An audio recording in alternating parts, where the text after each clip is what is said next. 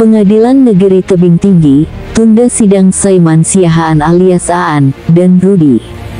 Pemirsa, Pengadilan Negeri Tebing Tinggi, Jumat, tanggal 26 Juli tahun 2024, menunda sidang dugaan tindak pidana, pemalsuan akte, memberikan keterangan palsu, pemalsuan tanda tangan, dan pemalsuan sidik jari dalam akte notaris, atas nama terdakwa, Saiman Siahaan alias Aan, dan Rudi. Sidang yang mengagendakan mendengar keterangan para saksi, ditunda karena Saiman Siahaan dan Rudi sedang sakit.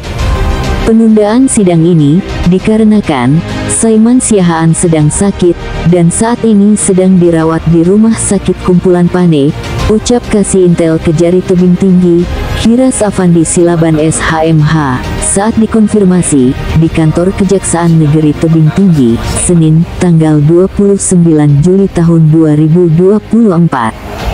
Junirwan Kurnia dan rekan, sebagai lawyer and legal konsultan dari Yusdi Haryanto dan Arifin Nasution, yang menjadi korban pemalsuan akte, saat dikonfirmasi melalui telepon seluler, Senin, tanggal 29 Juli tahun 2024, berharap agar pihak kejaksaan supaya cermat dan berhati-hati dalam menangani perkara ini, ucapnya. Dari Kota Tebing Tinggi, Kongli Saragih, Kilas Nusantara, mengabarkan. Jadi setelah majelis hakim bermusyawarah untuk terdakwa Saiman Siahaan ini sudah dibantahkan oleh majelis hakim. Dalam keadaan sakit, kita sama-sama menyaksikan persidangan yang lalu, dan majelis hakim saat itu juga mengeluarkan surat pembantahan untuk terdakwa dirawat di rumah sakit sampai dengan sehat. Secara otomatis pihak rumah sakit tidak akan memulangkan terdakwa jika terdakwa dalam keadaan sakit. Ya, tadi jasa penuntut umum juga sudah menyampaikan ya bahwa saya sudah diperbolehkan pulang. Ya, bahwa